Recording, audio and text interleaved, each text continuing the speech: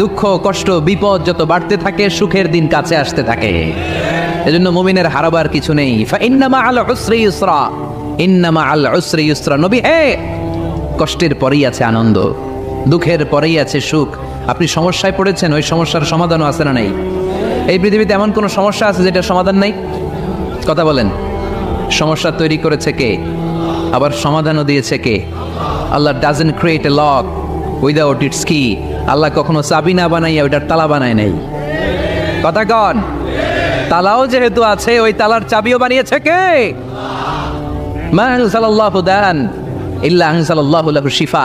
আল্লাহ দুনিয়ায় এমন কোন রোগ পাঠায় নাই যেই রোগের ঔষধ বানায় নাই, এমন কোন রোগ নাজিল করে নাই যেই রোগের কোনো চিকিৎসা বানায় নাই, হয়তো সেটা আবিষ্কার হয় নাই। অনেকে ক্যান্সারের কথা বলতে পারেন যে হুজুর ক্যান্সার এমন রোগ, এই ক্যান্সার তার নাই কোনো অ্যান্সার, কিন্তু বিজ্ঞানীরা বলতেছে এটারও অ্যান্সার আবিষ্কৃত হচ্ছে।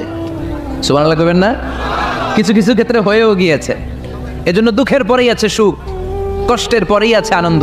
এই দুনিয়াটাই এরকম, কষ্টের পরই আনন্দ। সারাদিন রোজা রাখলেন রমজানে, কি কষ্ট, তৃষ্ণায় গলা ফেটে যায়, কিন্তু ইফতারির সময় যখন রুহ আফজা শরবতটা খাই কেমন লাগে? একটা আনন্দ আছে না নেই? এজন্য আল্লাহ বললেন ফাইন্না মাআল উসরি ইউসরান, ইন্না মাআল উসরি ইউসরা। ও নবী, কষ্টের দিন মক্কায় অল্প কিছু দিন, মদিনাতে আনন্দের দিন অপেক্ষা করছে। আমাদের জীবনে যে দুঃখ কষ্ট আসে আমরা ধৈর্য ধরবো, তাওয়াক্কুল করবো একজনের উপর, তিনি কে? কারণ আমরা বিশ্বাস করি কষ্টের দিন এটা চিরকালের জন্য নয়, সামনে আনন্দের দিন আমাদের জন্য সেট করে রেখেছে কে? কষ্ট হইতেছে, গরম লাগতেছে না? আমিও ঘামতেছি আপনাদের সাথে সাথে। অনেক গ্যাদারিং হয়ে গেছে, আসেন আল্লাহর নামে 3টা তাকবীর দেই, তারপর কোন 2টা গাইডলাইন তিনি বিশ্বনবীকে দিলেন ওই নির্দেশনা বাণীটুকু শুনে আজকে আমরা বিদায় নেব। আওয়াজ করে পড়তে হবে লিল্লাহে তাকবীর, লিল্লাহে তাকবীর, লিল্লাহে তাকবীর। গাইডলাইন নাম্বার 1, ফাইদা ফারাগতা ফানসাব। নবী আপনি যখন অবসর হন আপনি ইবাদতে মশগুল হন। ফানসাব ফিল ইবাদা, তাফসীর ইবনে কাসিরে এসেছে আপনি ইবাদতে মশগুল হন যখন আপনি অবসর পান। অবসর আল্লাহর দেয়া বড় নেয়ামত, এটা বিশ্বাস করেন? অবসর কিন্তু নেয়ামত। আমরা অনেকেই অবসর সময়কে কাজে লাগাই না, কিন্তু অবসর চলে যাওয়ার পরে যখন ব্যস্ত হয়ে পড়ি তখন বলি হায় রে, অবসরটা যদি কাজে লাগাইতাম। পরীক্ষার পরে 3 মাস ছুটি ছিল, এই 3 মাস অবসরে যদি পড়তাম তাইলে তো আজকে ভার্সিটিতে চান্স পেয়ে যেতাম, ঠিক কি না? এজন্য বিশ্বনবীর আল্লাহ বললেন নবী ফাইদা ফারাগতা ফানসাব ওয়া ইলা রাব্বিকা ফারগাব। মাদানী জীবনে, মাক্কি জীবনে, দাওয়াতি কার্যক্রমের পরে, রাষ্ট্রীয় কার্যক্রমের পরে যখনই আপনি অবসর পাবেন তখনই আপনি ইবাদত করেন, তখনই বেশি বেশি আল্লাহর কাছে দোয়া করে। দোয়াটা খুব শক্তিশালী, কিন্তু আমরা অনেকে জানি না কি করে দোয়া করতে হয়। সিনসিয়ার দোয়া ইজ লাইক এ মিসাইল। আপনারা প্রায় পত্রিকায় শুনবেন আমেরিকা অমুক দেশে মিসাইল হামলা করেছে, শুনছেন? মিসাইল হামলা এমন হামলা কত সেন্টিমিটার বেগে যে কোন জায়গায় অ্যাটাক করবে, যেখানে মারার কথা ওখানে পড়বে। ঠিক দোয়াটা হচ্ছে মিসাইলের মতো। আপনি যদি দোয়ার মতো দোয়া করতে জানেন, ওই দোয়াটাও জায়গা মতো যে ভেদ করবে। চিল্লা এখন ঠিক কিনা? কিন্তু আমরা দোয়া করতে জানি না, কি করে দোয়া করতে হয় এটা জানি না। বিশ্বনবীকে আল্লাহ বললেন নবী ফাইদা ফারাগতা ফানসাব, যখন আপনি অবসর হবেন তখন আপনি দোয়া করেন, আল্লাহর কাছে চান। বেশি বেশি চাইলে খুশি হয় কে? তার মানে প্রথম ঘোষণা হলো ফাইদা ফারাগতা ফানসাব। প্রথম নির্দেশনা হলো নবী যখনই আপনি অবসর পাবেন ইবাদত করবেন এবং দোয়া করবেন, বেশি বেশি আল্লাহর কাছে চাইবেন। 2 নাম্বার দিক নির্দেশনা হলো ওয়া ইলা রাব্বিকা ফারগাব, সব সময় আপনি আপনার আল্লাহর দিকে মনোনিবেশ করবেন। বিপদে পড়লে ডাকবো কারে? আমাদের অসুস্থতাকে সুস্থতায় পরিণত করে দিতে পারে কে? চাকরির জন্য পাগল পারা, চাকরি নাই, চাকরির ব্যবস্থা করে দিতে পারে কে? বিদেশে যেতে মনে চায়, পাসপোর্ট দিয়ে রেখেছি, ভিসা নাই, ভিসা লাগাই দিতে পারে কে? কিন্তু আমরা দুঃখ কষ্ট বেদনা কিছু একটা হইলেই সবার আগে আল্লাহরে শেয়ার করার আগে ফেসবুকে শেয়ার মেরে দেই। আছে না নাই? আপনাদের ফেসবুকে অ্যাকাউন্ট আছে নাকি? কার কার আছে দেখি?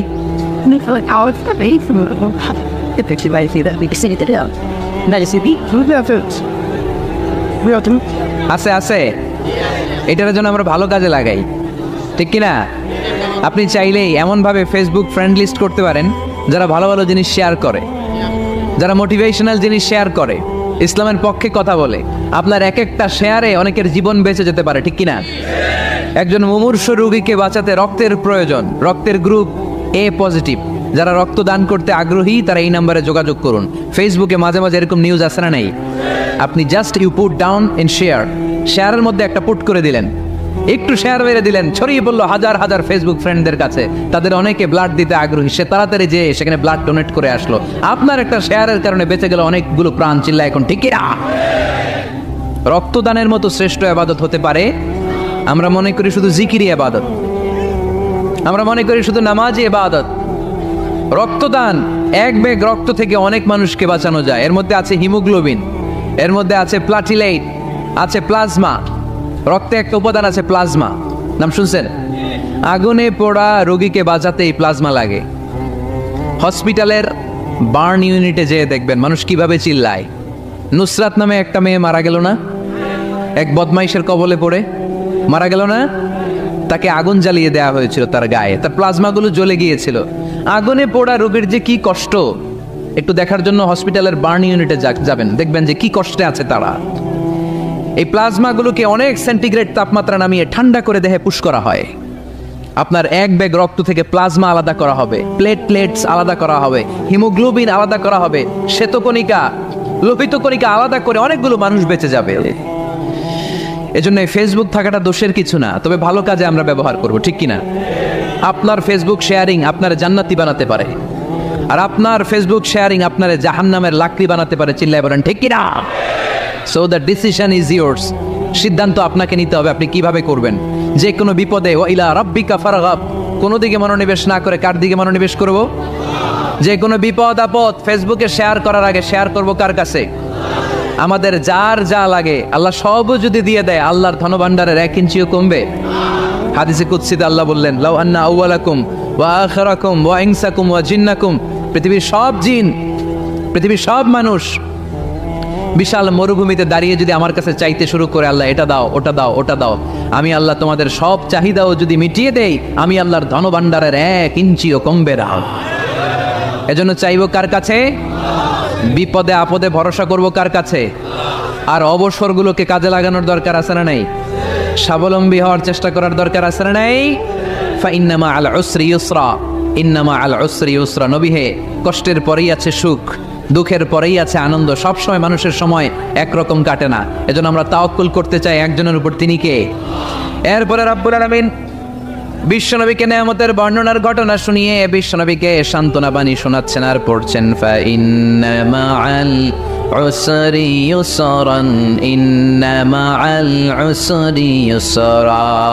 নবী গো, নিশ্চয়ই কষ্টের পরে আছে আনন্দ, দুঃখের পরেই আছে সুখ। কোন সুবহানাল্লাহ। কষ্টের পরে আনন্দ, দুঃখের পরে। The struggle is impermanent in our life. দুঃখ কষ্ট এটা আমাদের জীবনে পার্মানেন্ট না, এটা সাময়িক। আচ্ছা, আওয়াজ করে উত্তর দেন তো, 1 বছরে কয়দিন আপনাদের ফরিদপুরে? কয়দিন?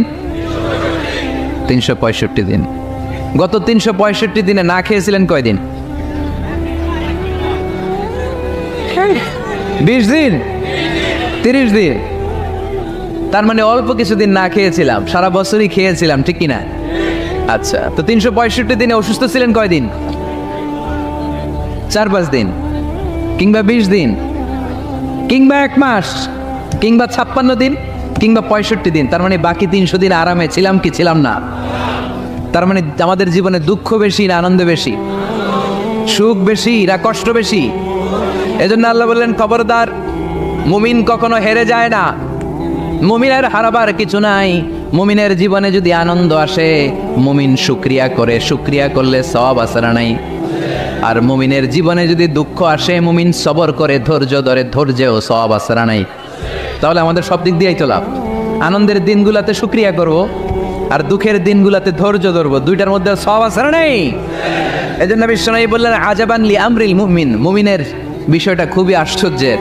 ফাইন আসাবাতহু সাররাউন শাকারা।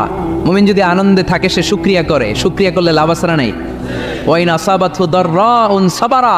আর দুঃখে পড়লে সে সবর করে, ধৈর্য ধরে, ধৈর্য ধরলে সব আছে না নাই? তার মানে আমাদের হারাবার কিছু আছে।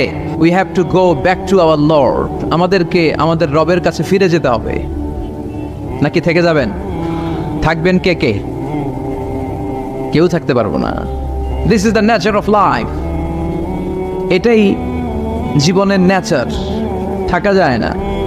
বাংলাদেশের একজন আপকামিং স্কলার, খুব ইয়াং অ্যান্ড এনার্জেটিক একজন স্কলার, শাহাদাত হুসাইন খান ফয়সাল, আজকে মারা গিয়েছে, শুনেছেন?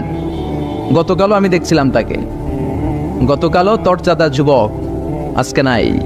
This is the nature of life. কালকে হয়তো আমি থাকবো না, হুট করে চলে যেতে হয়, ঠিক না? এই যে জীবন পরিক্রমায় আমরা আসি, থাকি, আবার চলে যাই, এরপরেও আমাদের টনক নড়ে না, আমাদের হৃদয় বড্ড পাষাণ, আমাদের এই হৃদয় নরম হতে চায় না, আমাদের চোখ বেয়ে পানি নামতে চায় না।